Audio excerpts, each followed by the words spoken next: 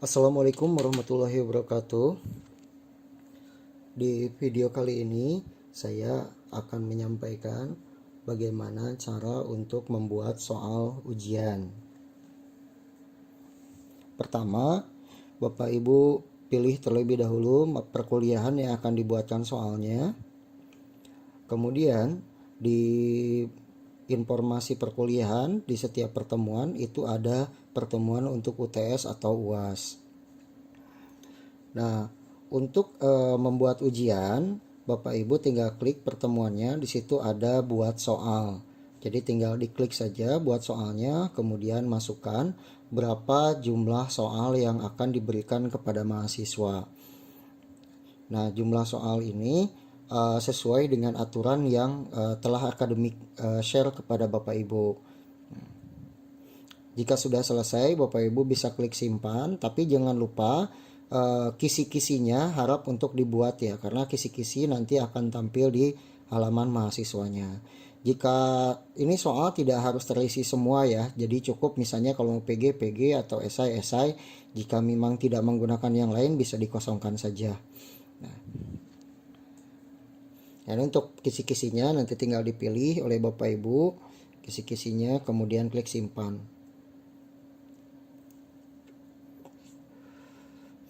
Nah, di halaman pembuatan soal ujian ini, di sini ada informasi mengenai mata kuliah, juga kelasnya. Jangan sampai salah ya Bapak Ibu, untuk mata kuliah dan kelasnya. Kemudian ada juga informasi mengenai tanggal ujiannya. Kemudian di bawah ada jumlah sinkron. Jumlah sinkron ini adalah jumlah soal yang sudah Bapak Ibu buat dengan target soal yang sebelumnya Bapak input di halaman perkuliahan tadi gitu.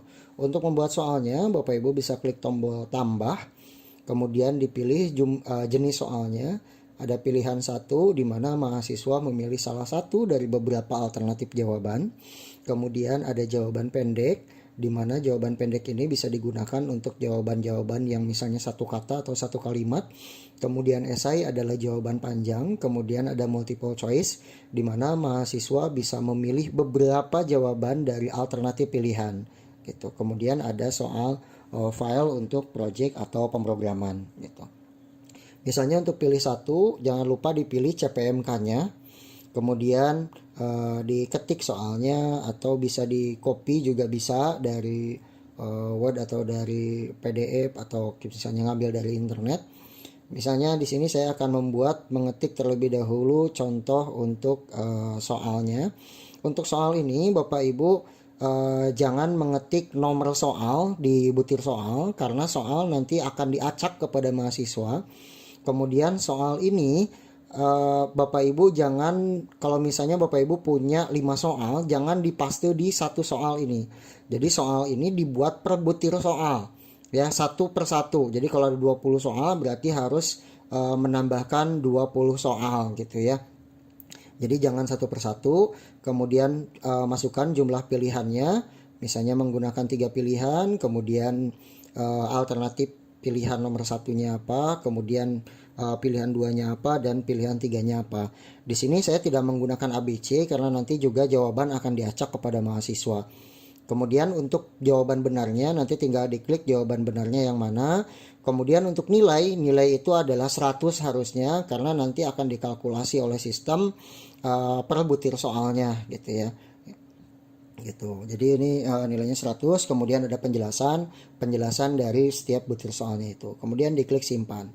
Oke. Nah, nanti akan muncul di sini capaiannya apa, kemudian jenis soalnya apa, dan soalnya dan pilihannya. Kemudian yang warna hijau ini adalah kunci jawabannya.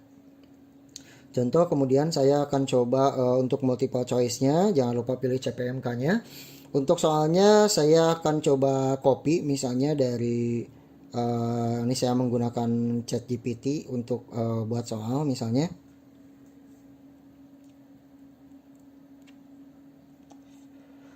Misalnya buatkan saya satu soal pilihan ganda untuk mata kuliah algoritma, misalnya, jangan pemrograman, algoritma. Oke, enter. Oh ya, beserta jawabannya ya, supaya kita nggak pusing lagi jawabannya apa. Nah, di sini dibuatkan sama dia soalnya, kemudian kita tinggal copy saja soalnya, kemudian kita paste di soalnya.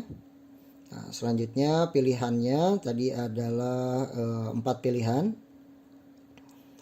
Nah, sini kita berarti jumlah pilihannya ada 4. Nah, pilihan satunya kita coba copy lagi.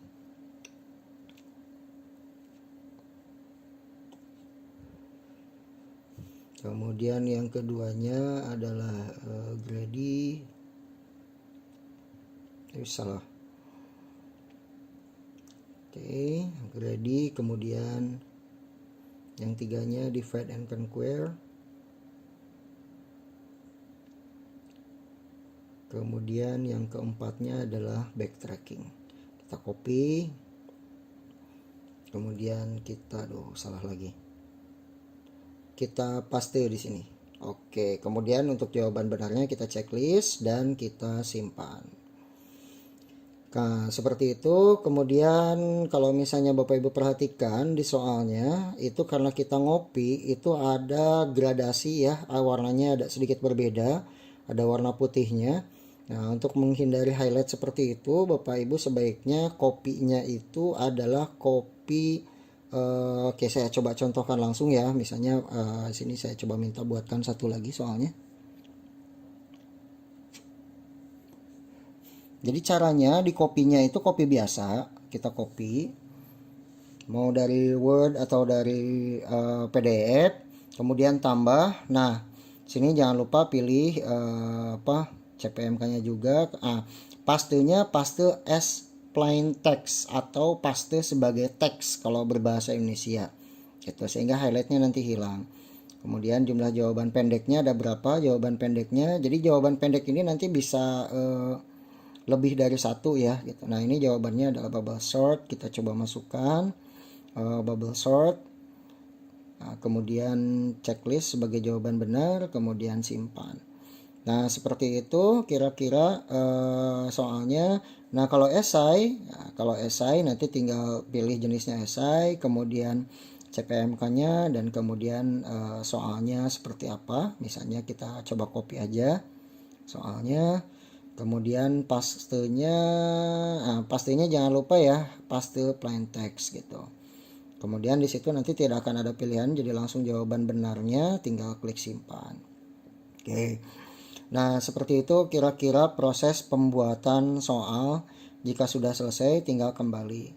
Nah, soal akan secara otomatis diselesaikan oleh sistem H-1 ujian. Misalnya di sini tanggal 24 Agustus, maka pada tanggal 23 Agustus tengah malam, soal akan dianggap selesai oleh sistem dan akan mulai diacak untuk dibagikan kepada mahasiswa gitu ya. Meskipun nanti mahasiswa membukanya hanya pada waktu ujian gitu. Nah, jadi kalau misalnya sudah waktunya sudah lewat, nah di sini kan 22 Juni, saya ambil video 24 Juni, berarti sudah lewat. Nah, itu sudah tidak bisa membuat soal, tidak bisa mengedit, dan juga tidak bisa menghapus gitu. Nah, kemudian untuk pemeriksaannya, kita bisa klik ujiannya. Di situ ada tombol periksa ujian ya di ujiannya. Nah, kemudian seperti biasa ada nama mahasiswanya, kemudian tinggal klik periksa. Nah, di sini kemudian nanti akan muncul informasi siswanya, kemudian juga nah ini ada fotonya juga gitu ya.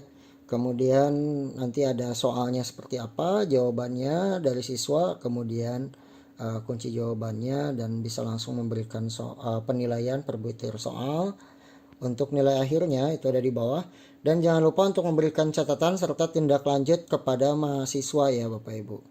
Oke, demikian untuk cara menginput soal dan juga memberikan penilaian kepada mahasiswa. Terima kasih. Assalamualaikum.